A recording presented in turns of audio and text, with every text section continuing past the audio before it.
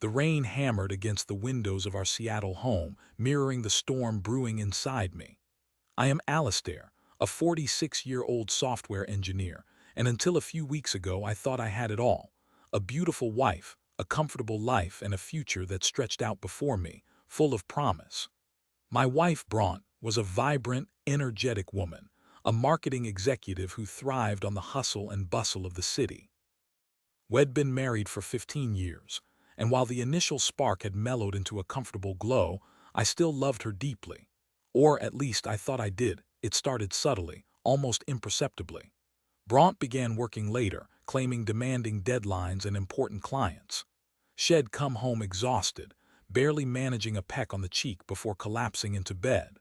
I understood the pressures of her job, having faced my own share of late nights coding and debugging. So I didn't question it, not at first. Then came the phone calls. Whispered conversations in the hallway, hushed tones that ceased abruptly when I entered the room. Bront would claim it was work, a difficult client, or a sensitive negotiation. But the way she clutched the phone, the anxious look in her eyes, it didn't feel right. It felt secret. One evening, while Bront was in the shower, her phone buzzed on the nightstand. I hesitated, a knot of unease tightening in my stomach. I knew I shouldn't, that it was a violation of her privacy. But the nagging suspicion, the constant doubt that had been gnawing at me for weeks, overwhelmed my better judgment. I reached for the phone. The message was from someone named Finley. "Can't wait to see you tomorrow night.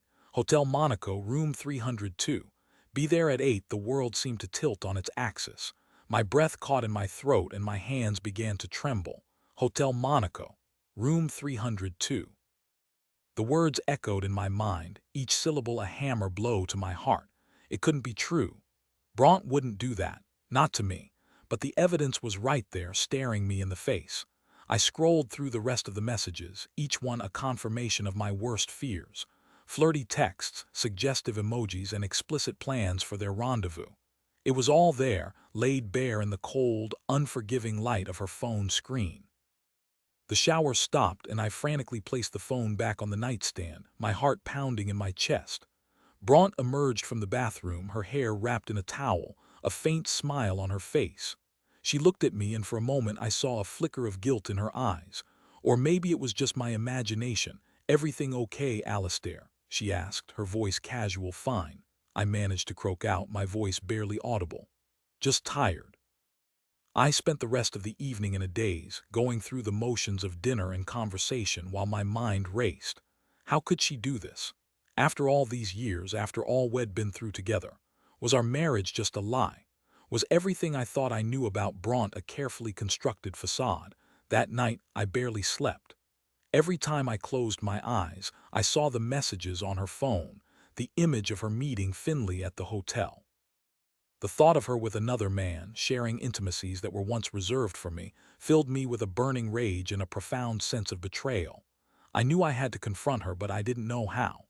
I wanted to scream, to shout, to demand answers. But I also feared the truth, the confirmation of my suspicions. What if she denied it?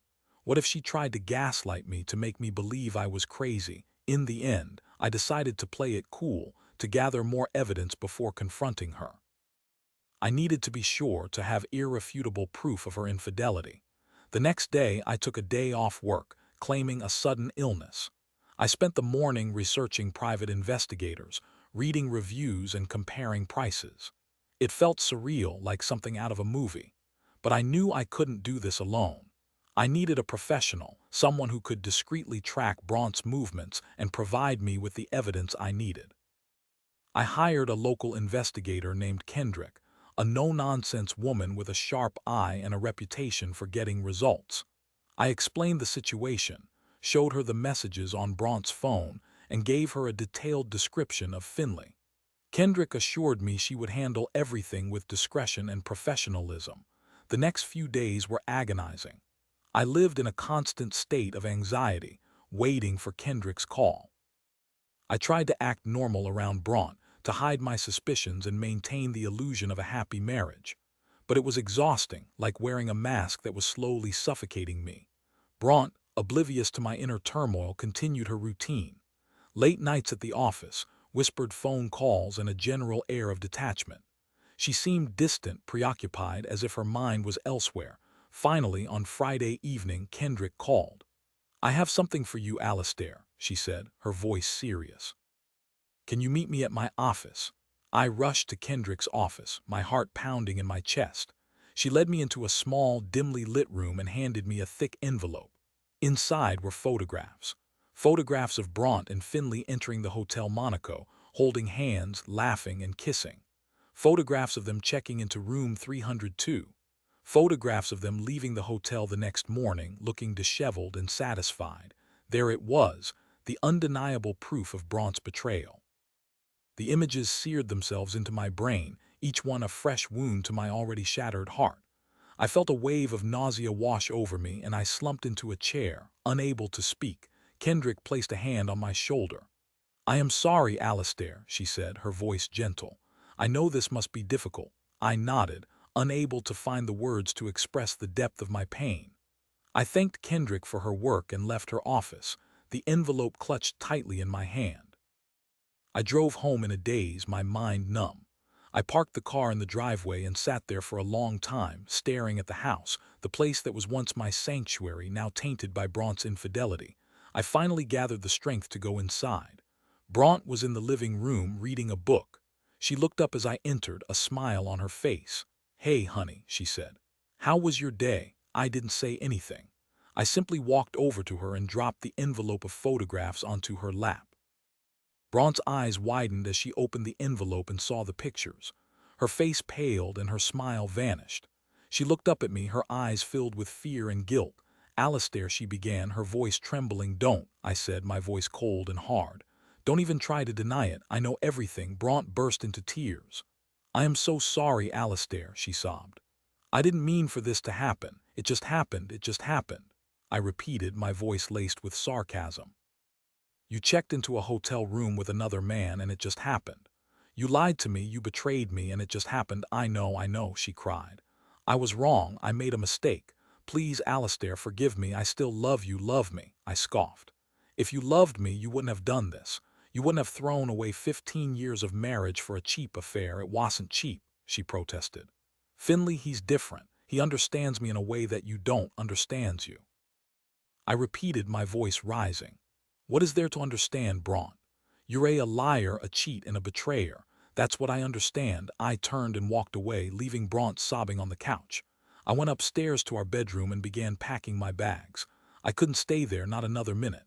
The thought of sharing a bed with her, of touching her, of even being in the same room with her, made my skin crawl. Bront followed me upstairs, pleading with me to stay. "Please, Alistair," she begged.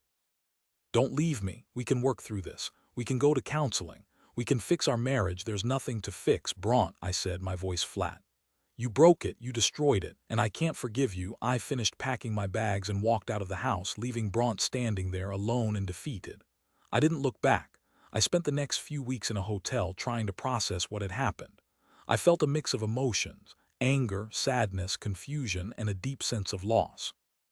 I couldn't believe that my marriage, my life, had crumbled so completely. I consulted with a lawyer and filed for divorce. Bront didn't contest it. She knew she was in the wrong, and she didn't try to fight me on anything. The divorce was finalized a few months later. I moved out of our house and into a small apartment downtown. I started seeing a therapist to help me cope with the emotional fallout of Bront's betrayal. I also learned more about Finley. He was a younger man, a colleague of Bront's at her company. He was married himself with 2 young children. His wife, I learned later, was devastated when she found out about the affair. She filed for divorce and kicked him out of the house. Bront and Finley, the happy couple who had risked everything for their forbidden love, were now both divorced and ostracized by their families and friends. Their affair, which they thought was so special and unique, had destroyed everything in its path. I don't know what happened to them after that. I didn't care. I was too busy trying to rebuild my own life. The betrayal cut deep, leaving scars that may never fully heal. But I refused to let it define me. I focused on my work, my friends, and my own well-being. I started exercising, eating healthy, and pursuing hobbies that I had neglected during my marriage. Slowly, gradually, I began to heal. The pain didn't disappear completely, but it became more manageable. I learned to forgive Brant, not for her sake, but for my own. I realized that holding on to anger and resentment would only poison me from the inside out. I started dating again, cautiously and tentatively. I met some wonderful women and some not-so-wonderful women. But I learned from each experience, and I became more clear about what I wanted in a relationship. One day, I met a woman named Saoirse. She was kind, intelligent, and compassionate. She had been through her own share of heartbreak and understood the challenges of building a new life after betrayal. We connected on a deep level and our relationship blossomed. We shared our hopes, our fears, and our dreams. We supported each other through difficult times and celebrated each other's successes. After a year of dating, I knew that Saoirse was the one. I proposed to her on a beautiful beach at sunset, and she said yes. We were married a year later in a small, intimate ceremony surrounded by our closest friends and family. It was the happiest day of my life. I often think about Brant and Finley, about the choices they made and the consequences they faced. I don't hate them, but I don't pity them either. They made their bed, and they have to lie in it. I'm grateful for the lessons I learned from my first marriage, even though they were painful. I learned the importance of communication, trust, and respect in a relationship. I learned that love is not enough, that it takes hard work and commitment to make a marriage last. And most importantly, I learned that I am strong, resilient, and capable of finding happiness again. Even after the most devastating betrayal, life has a funny way of working out. What once seemed like the end of the world turned out to be a new beginning. I found love again, a love that is deeper, stronger, and more fulfilling than anything I ever imagined. And I am grateful for every day that I get to spend with Saoirse, the woman who showed me that it is possible to heal, to forgive, and to love again. Several years passed. I received an unexpected email. It was from Brant. Hesitantly, I opened it, my heart pounding in my chest. She apologized again. This time it felt different, raw, and sincere. She explained that Finley had left her for someone younger, leaving her heartbroken and alone. She had lost her job, her friends, and her reputation. She was working as a waitress, barely making ends meet. She said she understood if I couldn't forgive her, but she wanted me to know that she regretted her actions every single day. I stared at the email, a mix of emotions swirling within me. Pity, sadness, and a strange sense of closure. I thought about Saoirse, about the life we had built together, about the love that had healed my broken heart. I realized that I had truly moved on, that Brant was no longer a part of my present or my future. I replied to her email, offering her my forgiveness, not because she deserved it, but because I needed to release the last vestiges of anger and resentment that were still lingering within me. I wished her well and told her that I hoped she would find happiness again. I closed my laptop and walked over to Saoirse, who was sitting on the couch, reading a book. I wrapped my arms around her and held her close, feeling an overwhelming sense of gratitude for her love and support. I knew that I had made the right choice, that I was exactly where I was supposed to be. That night, as I lay in bed next to Saoirse, I thought about the long and winding road that had led me to this moment. I had experienced heartbreak, betrayal, and loss, but I had also experienced healing, forgiveness, and love. And I knew that no matter what challenges life might throw my way, I would always have the strength and resilience to overcome them. Because I had learned that even in the darkest of times, there is always hope for a brighter future. And that is a lesson that I will carry with me for the rest of my days. Years later, I found myself reflecting on the entire experience. The pain had faded, replaced by a sense of peace and understanding. I realized that Brant's betrayal, while devastating at the time, had ultimately led me to a better place. It had forced me to confront my own vulnerabilities, to learn the importance of self-love and self-respect, and to appreciate the true meaning of commitment and trust. I had emerged from the ashes of my broken marriage a stronger, wiser, and more compassionate man. And I knew that I would never take the love and happiness that I had found with Saoirse for granted, because I had learned the hard way that love is a precious gift, and it should be cherished and protected at all costs. One sunny afternoon, Saoirse and I were strolling through a park in Seattle, holding hands and enjoying the beautiful scenery.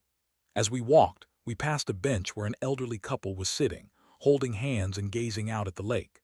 They looked so peaceful and content, their faces etched with the wisdom of a lifetime of shared experiences. I smiled at them, and they smiled back. In that moment, I realized that that was what I wanted, that that was the kind of love and companionship that I aspired to. A love that would endure through the ups and downs of life, a love that would grow stronger with each passing year. I squeezed Saoirse's hand, feeling an overwhelming sense of gratitude for her presence in my life. She looked up at me, her eyes sparkling with love and happiness. And I knew that I had found my forever, that I had finally found the love that I had been searching for all along. And so, my story comes to an end. A story of betrayal, heartbreak, and ultimately redemption. A story that proves that even in the face of unimaginable pain, it is possible to heal, to forgive, and to find love again. And a story that reminds us that life is a journey, full of unexpected twists and turns, but that with courage, resilience, and a little bit of faith, we can overcome any obstacle and create a life filled with love, joy, and happiness.